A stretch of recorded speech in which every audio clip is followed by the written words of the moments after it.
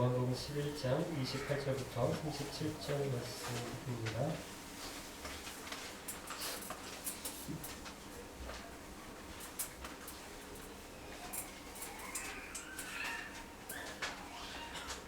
요한복음 11장 28절부터 37절까지 말씀, 저와 여러분이 한 절씩 교독하여 읽겠습니다. 마르다는 이 말을 하고는 집으로 돌아갔습니다. 마르다가 마리아를 따로 불러내 말했습니다. 선생님이 여기 오셔서 너를 찾으셔. 마리아는 이것을 듣자마자 바로 일어나 예수님께로 갔습니다. 예수님께서는 마을로 들어오지 않으시고 그때까지 줄곧 마르다를 만났던 곳에 계셨습니다. 마리아와 함께 집에 있으면서 마리아를 불러하던 유대인들은 마리아가 일어나 홀로 나가는 것을 보았습니다. 그들은 마리아의 길을 따라 나오면서 마리아가 행복하러 무덤에 가는 것을 보고 발견했습니다. 마리아는 예수님께서 계신 곳으로 갔습니다. 마리아는 예수님을 보자 그의 발 아래 엎드려 이렇게 말했습니다. 주님께서 여기 계셨더라면 저의 오빠가 죽지 않았을 것입니다. 예수님께서 마리아와 마리아의 뒤를 따라온 유대인들이 우는 것을 보셨습니다. 예수님의 마음은 극한 감정이 들면서 몹시 아프셨습니다. 예수님께서 말씀하셨습니다. 나사로를 어디에 두었느냐? 그들이 대답했습니다. 와서 보십시오, 주님. 그러자 예수님께서 눈물을 흘리셨습니다. 그것을 보고 유대인들이 말했습니다. 예수님께서 나사로를 얼마나 사랑하였는가 보아라. 그러나 그 뒤에는 아무 보는 사람이 이렇게 한 사람이 나사로가 죽지 않게 할 수는 없었나 라고 말하는 사람도 있었습니다. 아멘. 성경을 보면서 종종 이런 생각을 합니다. 하나님은 결과보다 과정을, 일보다 사람을 중요하게 여기신다라는 것입니다. 세상은 어떻습니까? 학교에서 뭐 가지고 평가를 하죠? 점수죠. 학생이 저 열심히 공부했는데 시험을 잘 못 봤습니다. 이렇게 이야기를 해도 통합니까? 안 통해요.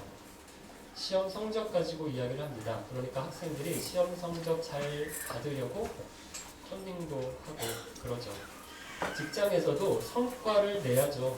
열심히만 해가지고는 인정 못 받아요. 승진 안 됩니다. 월급이 안 올라가죠.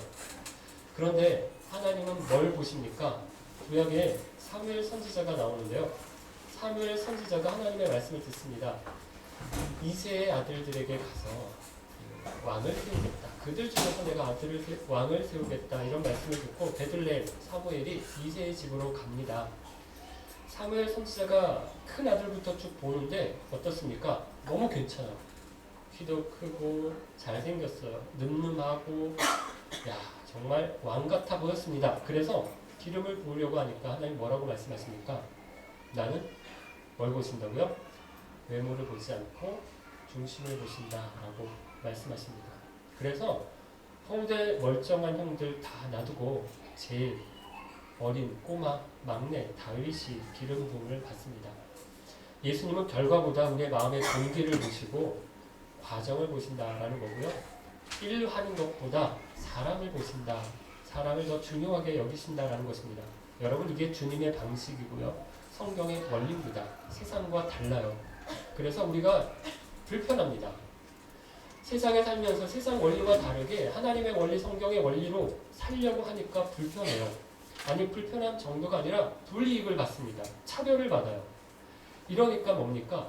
말씀대로 살고 하나님을 따라 살기 때문에 당하는 이게 고난입니다.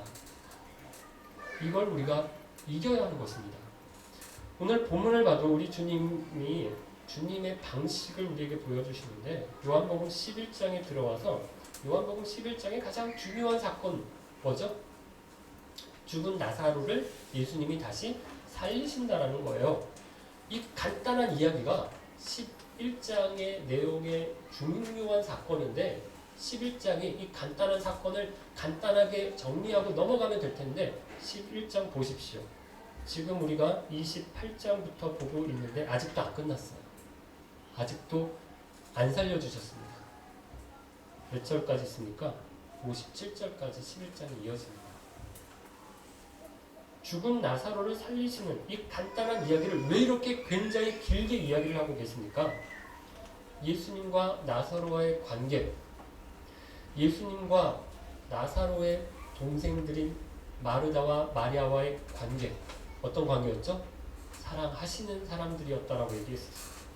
예수님이 나사로가 병들었다는 이야기를 듣고 베다니에 안 가시는 이유, 그러다가 다시 가시겠다라고 하시는 이유, 베다니에서 마르다를 만나신 것, 뭐 이런 이야기를 우리가 계속해서 지금 쭉 살펴보고 있습니다. 오늘도 보면요, 예수님이 누구를 만나세요? 마리아를 만나세요. 아직 베다니 동네에 완전히 들어가신 것도 아니에요. 그 마을 입구에서 예수님이 오셨다는 소식을 듣고 마중을 나왔습니다. 마르다가. 그래서 이 마르다하고 이야기를 하다가 보니까 어떻습니까? 마르다가 아직까지 믿음이 온전치를 않아요.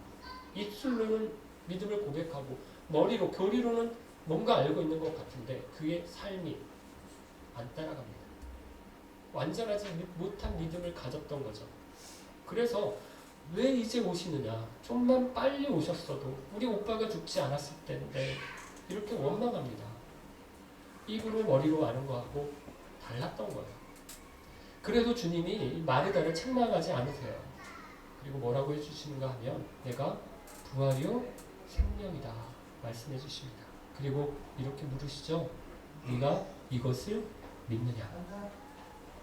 죽은 나사로를 살리시는 것도 중요하지만 그걸 위해서 베다니에 오셨지만 그 사건이 11장의 중요한 사건이지만 마르다 이 한 여인의 믿음을 세워주시는 것이 주님의 목적이었다는 거예요. 그리고 오늘 마리아를 만나시는데 예수님 마르다에게 마리아를 데려오라고 하세요. 성경에는 데려오라고 하셨다라고 하는 얘기는 없어요. 그런데 28절을 보면 같이 한번 읽어볼까요? 28절. 마르다는 이 말을 하고는 집으로 돌아갔습니다. 마르다가 마리아를 따로 불러내 말했습니다. 선생님이 여기 오셔서 너를 찾으셔. 예수님이 마르다를 따로 조용하게 만나신 것처럼 마리아도 그렇게 조용하게 만나고 싶으셨던 것 같아요. 그래서 마르다가 마리아에게 가서 따로 불러냈대요. 그래서 예수님이 너를 찾으신다라고 말하니까 이 말을 듣고 마리아가 바로 일어나서 예수님께 갔어요. 근데 예수님이 어디 계시는가 하면 마을에 아직 들어오지 않고 입구에 계신 중이에요. 마르다를 만나셨던 그곳에 계속 계시는 중입니다. 그런데 마리아와 함께 있던 사람들이 마리아가 갑자기 일어나서 나가니까 어떻게 생각했냐면 통곡을 하려고 무덤에 가는가 보다 이렇게 생각해서요. 혼자 보내기 그러니까 혼자 가서 울기 처량하고 불쌍하니까 같이 가서 통곡해 주려고 울어 주려고 슬퍼해 주려고 많은 사람들이 유대인들이 같이 마리아를 따라갑니다. 마리아가 예수님이 있는 곳에 와서 예수님을 보고 제일 먼저 뭐라고 하는가 하면 32절인데 같이 한번 읽어볼까요? 32절. 마리아는 예수님께서 계신 곳으로 갔습니다. 마리아는 예수님을 보자 그의 발 아래 엎드려 이렇게 말했습니다. 주님께서 여기 계셨더라면 저의 오빠가 죽지 않았을 것입니다. 똑같은 말을 합니다. 누구하고요? 마르다가 했던 말과 마리아가 했던 말이 거의 똑같아요. 원망하는 말이죠. 속상해서 하는 말입니다. 예수님을 믿었어요. 그래서 하루길이나 되는 먼 곳에 떨어져 있는 예수님, 여기 오시면 위험하다. 여기 오시면 예루살렘에서 가깝기 때문에 유대인들이 와서 예수님을 죽일 수도 있다. 이거 알았어요. 그래도 사람을 보내서 예수님께 와달라고 한 거예요. 믿었어요. 예수님이 우리를 생각하셔서 목숨을 거는 길이지만 어려운 결정이지만 우리를 생각해서 우리를 위해서 오실 거다. 우리가 와달라고 하시면 오실 거다라고 하는 믿음 가지고 사람들 보냈습니다. 예수님이 오시기만 하면 틀림없이 오빠가 심각한 병에 걸려서 지금 거의 죽을 것 같은 상황이지만 예수님이 오시기만 하신다면 분명히 고쳐주실 거다. 이거 믿었습니다. 그런데 안 오셨어요. 죽은 다음에 오신 겁니다. 그러니까 왜 이제서야 오십니까? 오실 거면 진작 오시지. 왜 이제야 오셨습니까? 한탄이 되게 된 거죠. 그러면서 이어지는 내용을 보면요. 33절부터 35절인데 세 절입니다. 33절부터 35절 같이 한번 읽겠습니다. 예수님께서 마리아와 마리아의 뒤를 따라온 유대인들이 우는 것을 보셨습니다. 예수님의 마음은 격한 감정이 들면서 몹시 아프셨습니다. 예수님께서 말씀하셨습니다. 나사로를 어디에 두었느냐? 그들이 대답했습니다. 와서 보십시오, 주님. 그러자 예수님께서 눈물을 흘리셨습니다. 여러분, 예수님이 베다니에 오신 것은 나사로를 살려주시려고 오신 거예요. 그걸 통해서 많은 사람들에게 믿음을 주시려고 그래서 오신 겁니다. 그런데 나사로가 죽은지 아셨어요. 그런데도 베다니로 바로 가시지 않으시고 얼마 더 계셨어요? 유대 광야의 요단 동편에 이틀을 더 계셨어요. 그리고 베다니에 오셔서도요, 마을로 바로 들어가셔서 나사로를 바로 고쳐주시지 않으시고 마을 입구에 계시면서 누구 만나세요? 한 사람? 마르다를 먼저 만나시고 그 다음 마리아를 만나고 계세요. 이렇게 하시는 이유가 뭘까요? 일의 결과 나사로를 살리시는 것, 그게 목적이 아니라는 거죠. 마르다를 만나고 마리아를 만나고 그리고 나사로의 죽음 때문에 슬퍼하는 많은 사람들을 위로하시려고 도와주시려고 그들의 믿음을 더 굳건하게 해주시려고 오셨다는 거예요. 여러분, 예수님이 이들을 얼마나 사랑하시는지를 보세요. 35절을 보니까 예수님이 눈물을 흘리셨다라고 나옵니다. 그냥 그것도 그냥 눈물 이렇게 쪼르륵 한두 방울 흘린 게 아니에요. 33절을 보면요, 마음이 격한 감정이 들면서 몹시 아프셨다라고 하는데요. 그럼 이 부분을 개역 성경은 이렇게 번역을 했어요.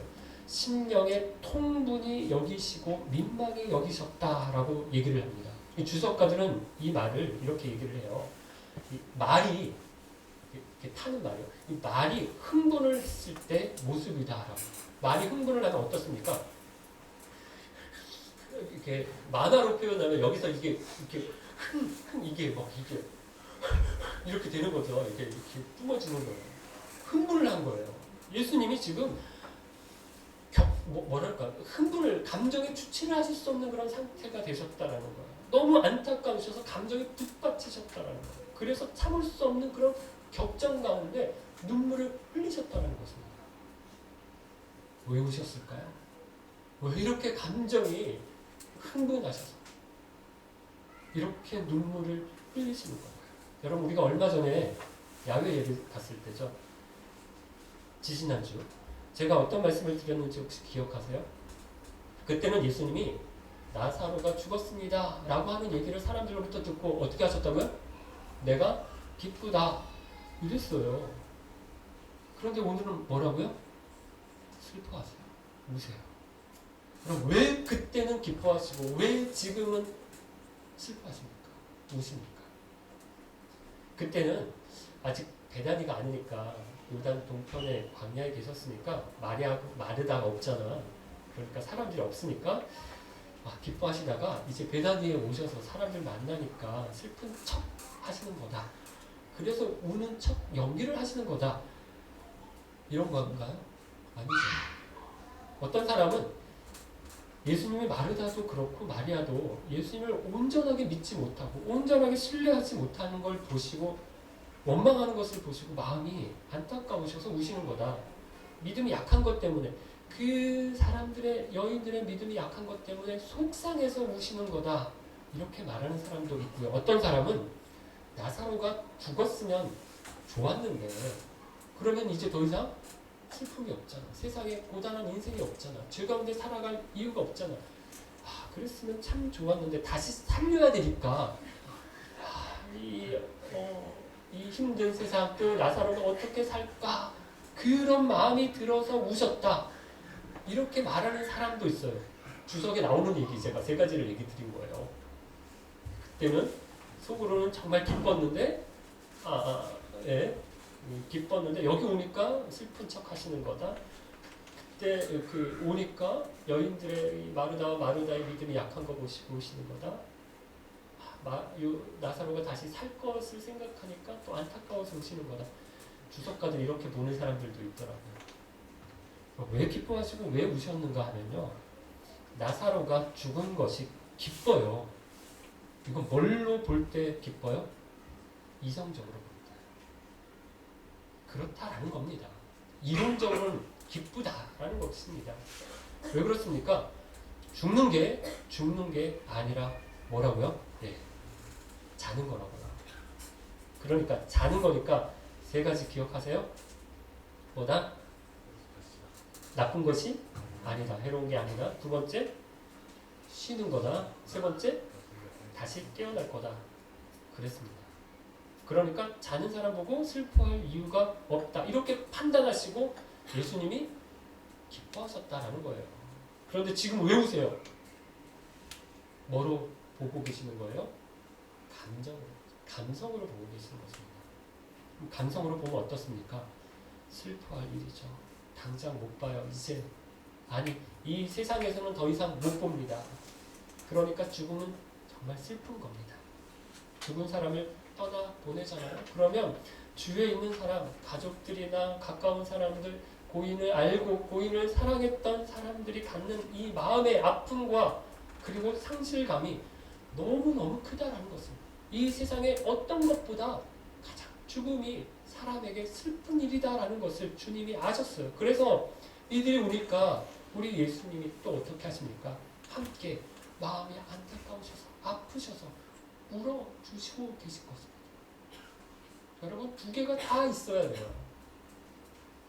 이성적인 면, 감성적인 면 다 있어야 합니다. 저도 보면 요즘 흰머리가 늘고 있는데 저보다 이제 연배 많으신 분들에게 좀 죄송하지만 저도 이제 흰머리가 좀 생겨요. 그런데 거울로 이렇게 자세히 보면 흰머리가 어느 쪽에 많이 나는가 하면 왼쪽에 흰머리가 특히 많이 나요. 이쪽으로.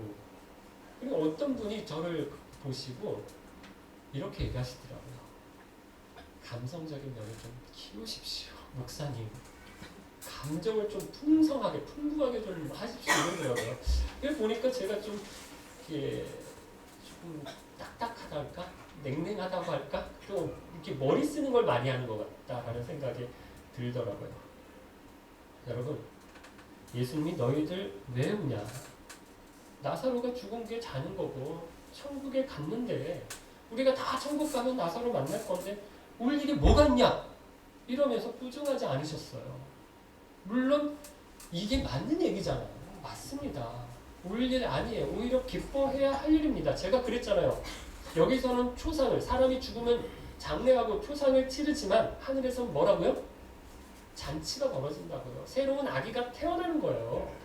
기뻐하면서 나사로를 맞을 겁니다. 신입생 환영회. 하늘의 천사들과 성도들이 신입생 환영회, 나사로 새로 들어갔다고 뭐 이렇게 축하하고 파티했을 겁니다. 그러나 이 땅에서는 한 사람의 죽음이 많은 사람들에게 얼마나 큰 아픔이고 슬픔이 되는지 우리 주님이 또 아셨습니다.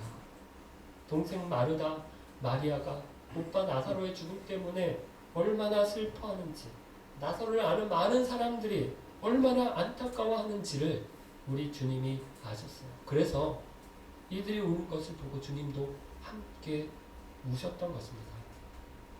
사랑하는 여러분, 우리 주님이 저와 여러분의 아픔을 아십니다. 눈물을 아세요.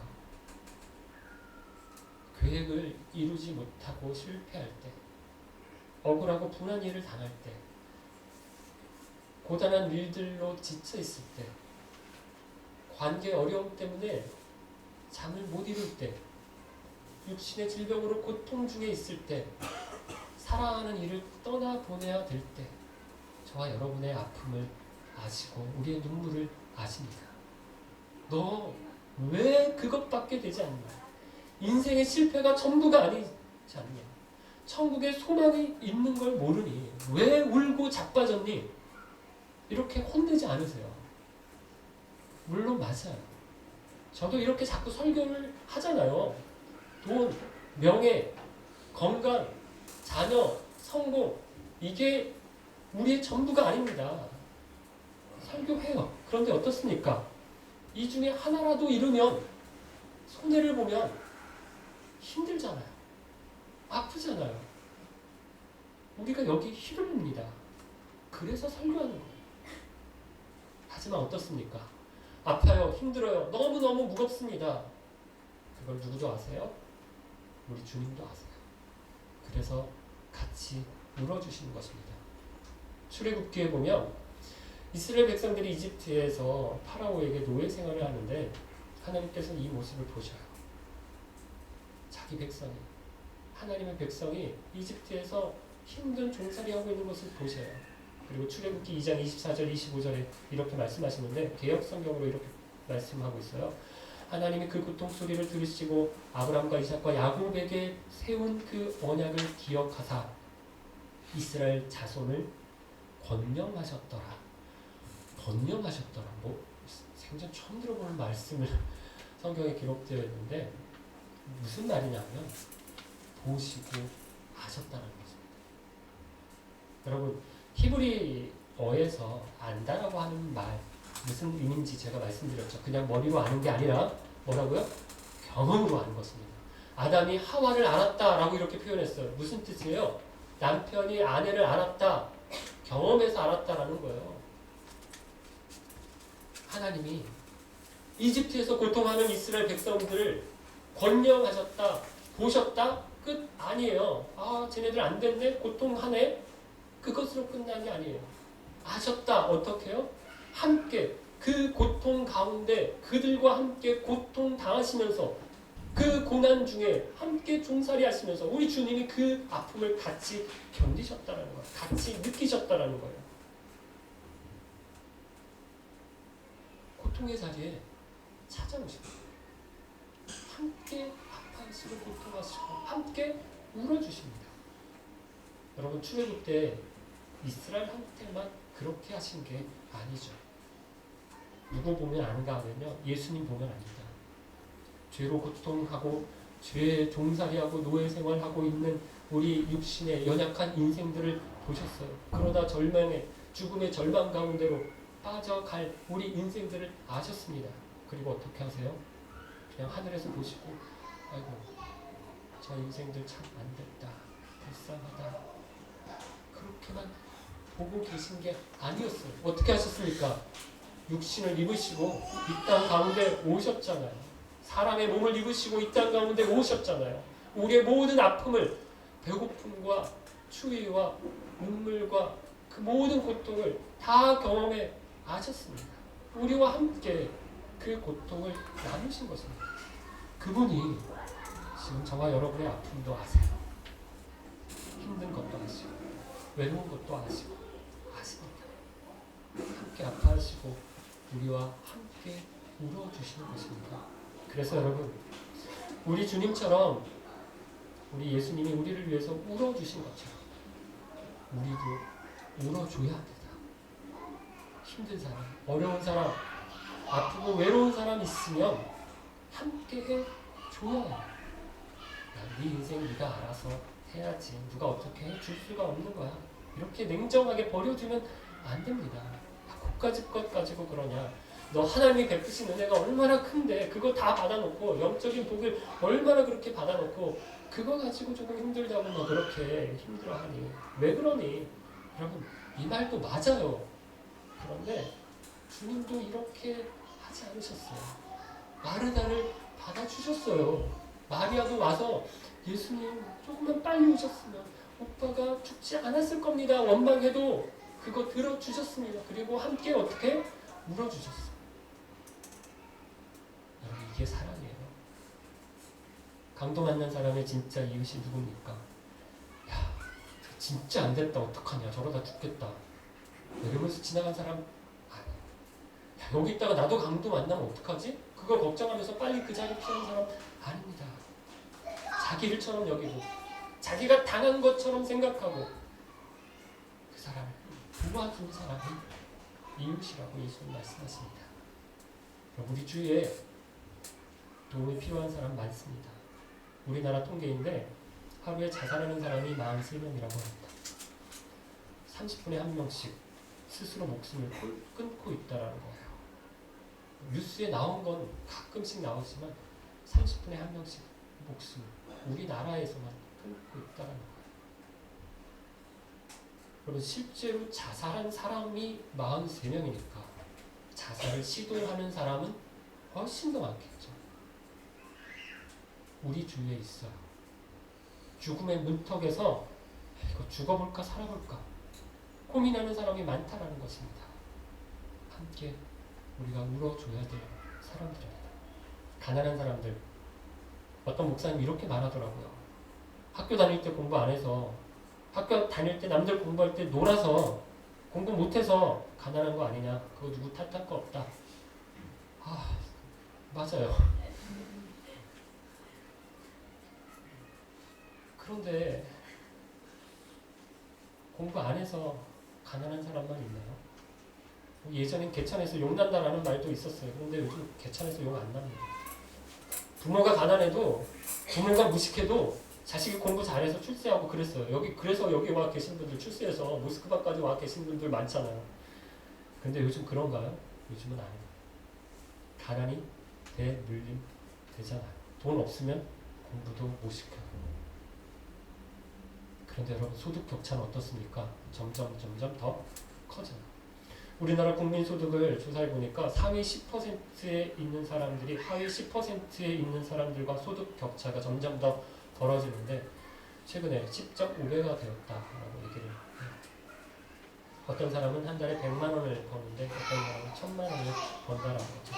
물론 있어요. 태어날 때부터 능력의 차이도 있고 지능의 차이도 있고, 젊었을 때 공부 열심히 했느냐 안 했느냐 하는 것도 있고, 지금 또 열심히 일하느냐 농땡이를 부리느냐 이런 차이도 있어요. 그래서 다 똑같이 벌 수는 없습니다. 공산주의 하자 이것도 아닙니다. 그럼 어떻습니까? 이게 5배 차이, 10배 차이, 심한 경우 100배 차이 이상 나잖아요. 이렇게 되는 건 아니라는 거죠. 그 정도로 공부 안 한 것 아니라는 거죠. 그 정도로 일 안 하는 것도 아니라는 것입니다. 의료보험에 대해서 어떤 미국 정치인이 선거 때 나와서 이렇게 말하는 걸 봤습니다. 의료보험이 없는데 비싼 치료를 받아야 한다면 어떻게 해야 합니까? 이런 질문을 받고 이 정치인이 이렇게 얘기했습니다. 그게 자유다. 위험을 스스로 감수해야 하는 거다. 이렇게 말을 했어요. 그러니까 사회자가 다시 이렇게 물었습니다. 그럼 의료보험 없는 사람들은 죽도록 치료 못 받고 죽는 거 그냥 이 사회가 그냥 내버려 둬야 합니까? 이렇게 물으니까 머뭇거리다가 대답을 했어요. 자본주의가 이렇습니다. 세상은 이렇습니다. 그러나 여러분, 예수님은 그렇게 하지 않으세요. 가난한 사람, 병든 사람, 후회당하고 고통당하는 사람 찾아가셨고요. 위로해 주셨습니다. 같이 눈물 흘려주셨습니다. 그리스도인이 이렇게 해야 해요. 교회가 그래야 합니다. 우리 주님이 그렇게 하셨던 것처럼 우는 사람과 함께 울어야 합니다. 그러나 여러분, 우리가 가장 많이 울어야 할 사람, 울어주어야 할 사람이 누굴까요? 배고픈 사람, 가난한 사람, 병든 사람, 그들을 위해서도 많이 울어야 하지만 가장 많이 울어야 할 사람은 아직까지 예수 믿지 않는 분들입니다. 구원받지 못한 분들입니다. 우리가 이분들을 뭐라고 부릅니까? VIP라고. 중요한 사람들, 우리에게 너무너무 중요한 사람, 소중한 사람, 이분들이에요. 그런데 여러분, 눈물이 없어요. 눈물이 안 나요. 안 믿는 가족이 있고요. 안 믿는 남편, 안 믿는 아내, 안 믿는 자식이 있어도 눈물이 없어요. 무슨 서클 가입한 것처럼. 난 기독교를 선택했어. 너는 어떤 거 선택할래? 아니, 선택 안 할래? 이렇게 생각하는 것 같아요. 여러분, 많이 우셔야 합니다. 주위에 믿지 않는 영혼들을 보면서, 믿음에서 떠난 사람들을 보면서 예수님의 마음이 있어요. 격한 마음이 있어요. 그래서 우셔야 합니다. 기도해주고 섬겨주어야 합니다. 사랑하는 깊은 가족 여러분, 많이 힘드시죠? 저도 그렇습니다. 살아볼까 죽어볼까, 전쟁이나 나라, 이런 생각이 들 때도 있어요. 그런데 옆에 내 마음 알아주는 한 사람만 있어도 큰 힘이 되더라고요. 아무 도움이 되지 않는 아이가 와서, 아니 자녀가 와서 아빠 많이 힘들지 말 한마디만 해줘도요, 힘이 돼요. 큰 위로가 됩니다. 그런데 누가 우리와 함께 계세요? 누가 우리와 함께 울어주세요? 예수님. 우리 모든 아픔과 우리 모든 연약함을 다 아시는 우리 주님이 마르다를 만나주셨고, 마리아를 만나 주셨던 우리 주님이 저와 여러분을 찾아와 주시고 우리의 하소연을 들어주시고 우리와 함께 울어주십니다. 언제 울어보셨나요? 나만 위해 울지 마시고 주님이 나를 위해 울어주셨던 것처럼 나도 남을 위해서 많이 울어주시는 저와 여러분 되시기를 바랍니다. 같이 내일은 아시죠? 찬양드리겠습니다.